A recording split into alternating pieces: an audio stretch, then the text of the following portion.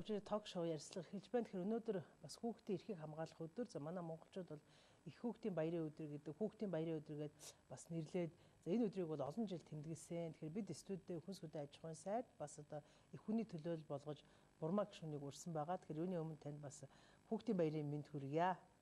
За эмэгтэйчүүд эхчүүд хүүхдийн баярын мэндийг хүргэж сайн сайхан бүхний хүсээрээ. Тэгэхээр бид ер нь студид уурхаа таны дандаа ажлын одоо асуулт гэдэг юм улсын хурлаг, хууль тогтоомжтой холбоотой асуудал их урьж исэн л да. Тэгэхээр энэ удаад би бас тэнийг их хүний хувьд гэж одоо урьсан бас их онцлогтой. Та ер нь бол өөрөө айлын хідэн хүүхдээ хидэх хүүхд вэ? Бас өөрөө одоо хичнээн хүүхдтэй вэ гэд манай үзэгчдийн бас нэг сайн мэдгүй асуудал бас ярьцлага хандуулъя гэж бодож байна.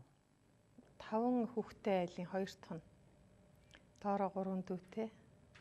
За тэднэрийг өсгөн нугац хоолундын цэвэрлэл нугац цэвэрлэнэ гэл ингээл бусдад адилхан ихч явж ирсэн. За өөрөө 2 хүүтэй байгаа. Манай 2 хүү гэр бүлтэй, өр хүүтэй болсон. Том хүү маань 3 хүүтэй. Бага хүү маань нод нэг охинтой болсон. Ингээд 4 ачтай. Тэгэхээр ер нь та бас энэ хүүхдийн баярыг хэдэн оноос эхэлж ер нь тэмдэглэж бас энэ хүүхдийн баярын тухай юм дурсамжтай байдаг уу? Энэ баярыг бас таны ээж аав яа тэмдэглэдэг? Та одоо бас их хүний хувьд одоо эмээ хүний хувьд тийм энэ баярыг яаж өнгөрөөдөг вэ? Хүүхдүүдтэйгээ бужигж өнгөрөх дуртай. Одоо бол ач нартай тэднийхээ дуртай томчуудтай нь бол кино үзнэ. За тэгээ дуртай биелгийг авч өгнө. Багуудад нь бол тэгэл тоглоом штэ. Хамгийн дуртай тоглоомын хамтаа явж үзьгээд. Тэгээ бас сайхан гэр бүлээрээ сууж хагаад хоол онт хийж идэн. Тэгээ хүүхдүүдийн дуу шууган дотор байхаар чинь маш сайхан. Би хүүхдийн байгууллагын бас дараагаар хэсэг ажилласан байх шүү. За мөн одоо хүүхд залуучуудын чиглэлээр нэг ертөнц, миний парламент, миний нүүб гэд, миний иргэдийн хурал гэд залуучуудын итгэхүйг өрнүүлэх 16-аас 18 насны хүүхдүүдтэй ажиллаж исэн. Одоо тэр залуучууд маань одоо бүхэл салбарт нэлээд тэргүүний итгэвтэй их зүйлийг бүтээгээ явж байгаа харахаар баярлалтай. Сэтгүүлчид одоо жишээндээ ТВ телевизийн сэтгүүлч Эрдэнэбаяр байна. Бас манай бүх арга хэмжээнүүд оролцож исэн гэдэг. Ийм олон сайхан залуучууд тагаа бас таарлддаг та. Тэр та бас баярын мэнд төргий. За. Тэгээ өнөөдөр бол бас хүүхдийн баярын өдөр. Та өнөөдөр бас одоо ямар ажил төлөвлөлөөд ер нь байж байна? За хүүхдийн баяр ч гэсэн бас ажиллаж байна. Одоо тайлангуудаа бэлтгэж байна. За бас энэ 4 жилийн хугацаанд хүнстэй аж ахуйн салбарт юу хийсэн энийгээ бас ард түмэндээ тайлгнах хэрэгтэй. Энэ тайлангийн үйл ажиллагаа материал дээр ажиллаж байна. Өнөөдөр бас амралтын өдөр болохоор илүү бичих цаасан дээр ажиллах цаг зав гарч байгаа. За хүүхдүүдтэйгээ баярлална. Яамныхаа өөрийнхөө ойр дотны хамт олонныхаа хүүхдүүдийг баярлуулах гэдэг ийм ажлууд байгаа. За баярын өдөр бас учраас би баярын өдрийн уур амьсгалаар ярьцгаая гэсэн лээ. Гэхдээ хүн сүдэн аж ахуйн сайд учраас өнөөдөр яг ингээд салбарын анхаарал татж байгаа асуудал бол хаврын тариалт руу чиглэж байна. Тэгэхээр яг одоо хаврын тариалт одоо ямар хуу шатандаа явж байна. Ер нь та бас энэ газар тариалангийн бодлогын одоо шинжилгээний бодлого дээр ямар байр суурь дээр явдаг вэ? Тариалангийн хаврын тариалт дуусах чиглэлдээ явж байна. За би өнгөрсөн өдрүүдэд бол Төв аймаг, Дархуул аймаг, Сэлэнг аймагуудад ажилласан. Тариаланчтай за мөн газар тариалангийн үйл ажиллагаа эрхлэх дотор бол төмс хүнсний ногоо жимс жимсгэн эрхэлж байгаа аж ахуйн нэгжүүд маань орж байгаа. Тэгээд эднэртэйгээ уулзлаа.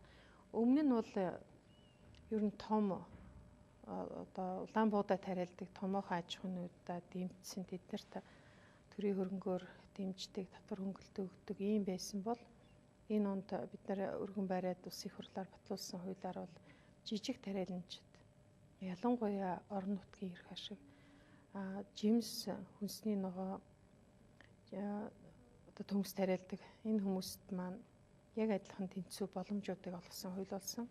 Би сая бас Дархуул аймгийн Орхон суманд ажиллаж байхад асууж ин л да бид нар бол шатхуй хүнтэй байна 1760 төгрөгөөр авч яана. Гэхдээ та нар 960 төгрөгөөр авах боломжтой шүү дээ гэд хэлсэн чинь ямар боломж байгаа юм гээд. Гэтэл тэд нар нөгөө хаврын тариалцад зориулаад төршнө шатхууны онцгой албантараас чөлөөлөгдөөд бөөний үнэ нь 960 болсныг мэдээгүй л байна л да. Энэ бол зөвхөн нөгөө Улаанбуудаа тариалдаг тэрэл том тариаланч давдаг болохоос шинэ төмс өсний ногоо жимсгэн тариалдаг жижиг аж ахуйн нэгжүүд бол авдаггүй гэж ойлгож байсан байна. Тэгвэл бол мөн тэднэрт боломжтой. За дээрэс нь газраа өмнө нь бол засаг даргын үзэмжээс болж нэг 5 жил 10 жил дээдл нь 15 жилээр эзэмшдэг байсан бол одоо 40-с дээш жилээр эзэмших болж байгаа. Өөр тариа эрхэлж байгаа төмс өсний ногоо жимсгэн эрхэлж байгаа. За мөн фермерийн аж ахуй, эрчимцэн аж ахуй эрхэлж байгаа аль аль нь 40-с дээш жилээр эзэмших хэрэгтэй. Тэгэхээр би одоо энэ фермер үгүй бол одоо ногоочин үгүй бол тариаланч байлаа гэхэд өөрийнхөө энэ газрыг үр хөвгтдээ дамжуулан эзэмшүүлэх боломжтой болж байгаа. Тийм учраас энэ газартаа бас өөрөмсөг байх боломж бүрдэж байгаа. Тий, та сая ногоочдын тухай ярьлаа л да. Үнэхээр ингээд манайх хавар юм уу намар болохоор нэг Улаанбуудаа тариалд энэ стратеги үнэхээр гол хүнсний бүтээгдэхүүн одоо гурил үйлдвэрлэгчид одоо их анхаарал тавьдаг. За гэтэл ер нь төрийн бодлууд нь ингээд ногоочдын дэмжлэг бол орхигдсон тухай Монгол Улсын ерөнхийлөгчийн хүртэл сэлэнгэд одоо ажиллаж явах ногоочдол тавьдаг. Тэгээ бор зүрхээрээ одоо хөдөлмөрлөөд бор зүрхээрээ одоо хураагаа тэгээ тэрийг одоо худалдан борлуулдаг нэг ийм систем. За манай төмс хүнсний ногоо тариалчдыг бол олон жил ингэ дагаж явж илээ. Тэгэхээр энэ системд одоо өөрчлөлт орсон гэж ойлгож болох уу? Тийм. Одоо өнөөдөр ихтлээ төмс хүнсний ногоо тариалж байгаа хүмүүс маань бордог тариаланчтай одоо өөр тариа эрхэлж байгаа хүмүүстэй адилхан 75% хөнгөлтэй авах боломжтой гэдэг чинь бас адилхан л байна гэсэн үг шүү дээ. За дээрэс нь мөнгөн ба мөнгөн бус урамшууллын хэлбэрүүд бол бас адилхан аль аль нь авах боломжтой. За услогоотой тариал эрхэлж ялаа гэхэд усны төлбөрөөс чөлөөлөгдөж байгаа. Энэ бол тариад эрхлэгч гэдэг дотроо бас төмс хүнсний ногоо эрхэлж байгаа хүмүүс манаас дотроос өнгөлөгдөх нэ шүү дээ. Тоног төхөөрөмжөө авахт нь бас татвар гайл нөтийн дотроос чөлөөлөгдөж байгаа гэдэг ийм цогцоор нь тариалан эрхлэх үйл ажиллагааг дэмжсэн хууль эрх зүйн орчин түүнийг дагалдаад одоо үйл ажиллагаа явагдаж байна. За хөнгөлтэй зээлэнд бас хамрагдах боломжтой байгаа. Аль аль нь. Тэгэхээр нөгөө таныг сайд туснаас хойш одоо хүртэл одоо нэг газар тариаланчтайгаа одоо үл ойлголцдог гэдэг юм уу? За зээлийн хэмжээ ирдгүү, өрийн будаа ирэхгүй гэдэг нэг юм гомдол одоо гараал одоо ирлээ шүү дээ. Тэгэхээр энэ дээр одоо энэ учир зүгөө олсон уу? Ер нь одоо энэ асуудал яагаад ийм удаа ингээд үргэлжиж явсан бэ? Энэ дээр таас нэг тодорхой тайлбар өгөх үү? За сайдын зөвлөгч гэдэг юм уу? За нэг холбоо нэрээр том аж ахуйн нэгж нь хэдхэн хүн энэ төсвийн хөрөнгө мөнгнөөс завшдаг, давуу эрх эдэлдэг, зээл авдаг, зээлээ төлдөг, хэдэн тэрумаар нь авдаг, маш хөнгөлөлттэй нөхцөлийг эдэлдэг ийм байсныг би халсан. Надад ерөөсөө нэг газарч байхгүй. Би сонирхлын зөрчил байхгүй. Нэг гурилын өдөр цэх байхгүй. Тийм учраас би энд тийм нэгнээс надад айх тийм сонирхлын зөрчилд орох юм байхгүй. Тийм учраас би анхнаас нь зах зээлийнхээ гормоорё бүгдээрээ адилхан жижигч томч нэг нөхцлөөр харьцнаа гэдэг ийм хатуу шаардлага тавьсан ба. Өр зээлээ төлдгөө хэдэн жилээр дамнуулсан одоо надад ажил авах 80 тэрбум төгрөгийг өртөө болгоцлээсэн шүү дээ. Тэгвэл энэ өр зээлийн төлөөл гэсэн. Тийм учраас би энэ 20 тэрбум төгрөгийн өрийг барагдуулсан байна. Хэдэн он жилээр дамнуулаад мөнгө төгрөг зээлжээд тэрийгэ төлдөггүй явсан. Тэгэл дахин зээл аваад тэгээд дураараа төсвийн хөрөнгөдөр ингэж дөрвижсэн нөхдүүдийг бол таслан зогсоосоо. Одоо тэднэрт бол би бити давар гэж байгаа. Тийм учраас яг хөө тэр өмнө нь ингээл хөвгүү зээл авдаг дураараа дөрөгдөг байсан боломж нь алдагдахаар нэг хэсэг одоо ингэж л байж чадчихлаа хгүй. Тэгэхээр энэ цаашдаа бол хууль эрх зүйн орчингоор энэ байдлыг арилгасан. Би сайдаа өгсөн ч гэсэн дараагийн хууль эрх зүйн орчин бүрдсэн учраас хийнийгэн давуу эрх эдэлдэг, давардаг тийм байдал байхгүй болгосон байгаа. За энэ тэгвэл хаврын тариалт үрийн чанар ямар чанар байгаа вэ? Үрийн чанар импортоор орж ирсэн 6,000 тонн. Энийг Оросын холбооны импортын үр гэж гаргахтаа өөрсдөө бас 4-5 шалгуураар шалгадаг бүх гэрчлэгээ ирсэн байгаа. За манайд бас 10-аад удаагийн шалгалт гарлаа. За өргөдөл гомдол гарсныхан зоргоор одоо шалгуулаад явсан гайл хяналт бүх төвшөндөө шалгаад маш сайн нэгдүгээр репродукцийн үргэж тогтоосон байгаа. За би газар дээр нь бас туршилтын тариалт хийгээд соёолсон байдалтай танилцсан. За тэр үрийг авах гээд бас 12 тоног очрлоод авахын төлөө ингээд хүлээгээ байж байгаа тариаланчтай уулзахад бид нарыг одоо доромжлоод байгаа юм уу? Бид нар өчнөө олон жил тариалан хийчээд энэ сайн чанарын өрөө, муу чанарын өрөө гэдгийг өөрөө өөртөө бариад нүдэрээ хараад ингээд мэдэн шүү дээ. Тийм учраас энэ сайн чанарыг өөрийг бид нар өөрийнхөө мөнгөөр төлөөд авч байгаа юм чинь бид нар мэднэ гэж. За дээрээс манайха төсөв бас алдагдaltaй нэлээд хэцүү байсан учраас өрийн будаа авах төсөв хөрөнгө манай яамд байгаагүй.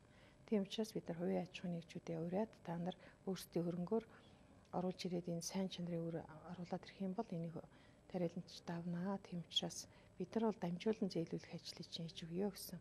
Тэгэхээр оруулж ирж байгаа компаниуд өөрсдийнхөө мөнгөөр одоо үрийн будаа оруулж ирчих. Хэрвээ муу байх юм бол тэд нар шатна шүү дээ. Одоо тийм учраас сайн чанарынхыг оруулж ирээл тэгээд тэрийн тариаланчид дор нь авлаа. Тэгээд тэр нь сайхан л ургаж байна.